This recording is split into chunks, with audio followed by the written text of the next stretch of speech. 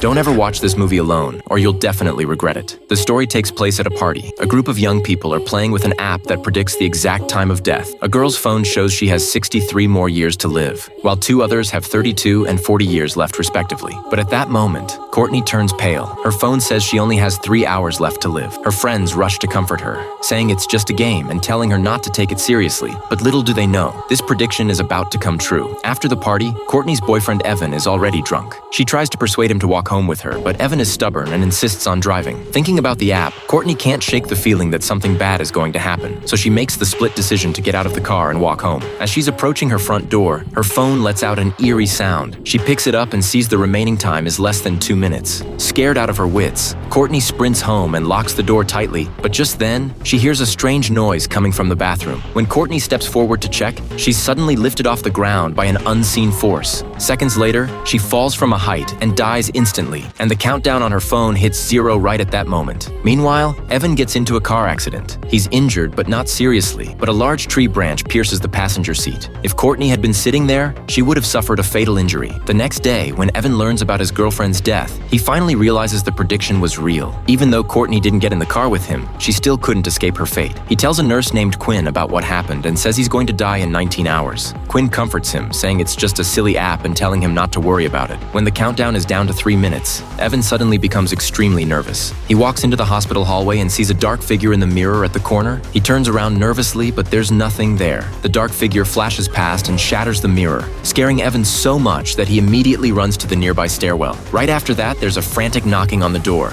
as if someone is trying to get in. The moment Evan steps back, all the lights in the stairwell suddenly go out. He takes out his phone and sees the countdown is down to 1.5 minutes. He panics completely, desperate to get out of there, but the door won't open no matter how hard he tries. Then he hears footsteps coming from downstairs. Evan quickly leans over the handrail to look down. The footsteps are getting closer and closer, making his heart race, but they suddenly disappear. Just as Evan is searching around, he hears a noise from upstairs. He shines his phone light up there and finds the person is actually his girlfriend, Courtney.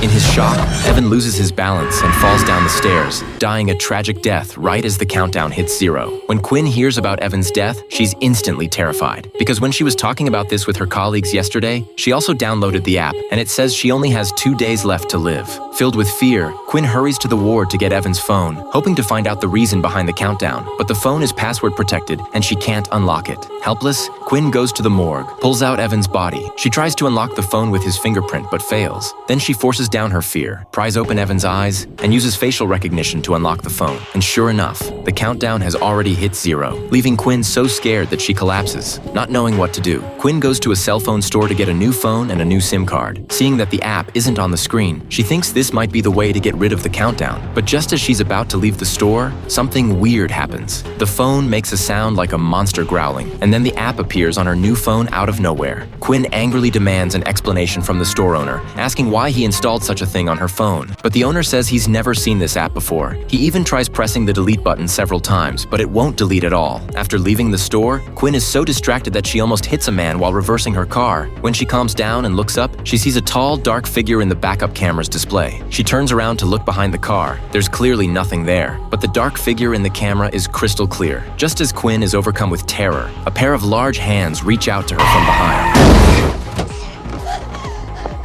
The man she almost hit is furious, accusing Quinn of damaging his car. At that moment, a man named Matt walks out of the cell phone store. He warns the angry man not to lay a hand on Quinn. Then he takes out $1,000 and gives it to the man whose car was hit, sending him away. After that, Matt pulls out his own phone and says he heard her talking to the store owner. He asks if the app she got is the Countdown app, adding that he's also a victim of the countdown and his remaining time is running out. Matt says the owner of this cell phone store is a highly skilled hacker, so the two of them go to the owner and beg him to hack into the app's backend. Tempted by the high reward, the owner quickly hacks into it successfully, and when he looks at the app's code, it's filled with countless times and names. Apparently, a lot of people have downloaded this app.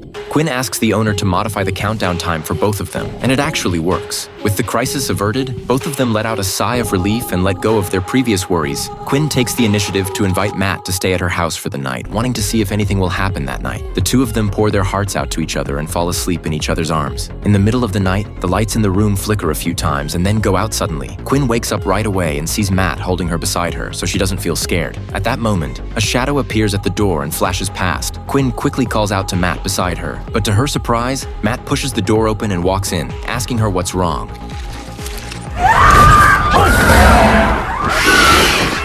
That's when Quinn realizes with a start that the person holding her is actually a monster. Just then, her phone rings. She picks it up and sees the numbers on the countdown decreasing rapidly. Soon it goes back to the original time, and the time on Matt's phone also resets synchronously, leaving them with less than 2 hours.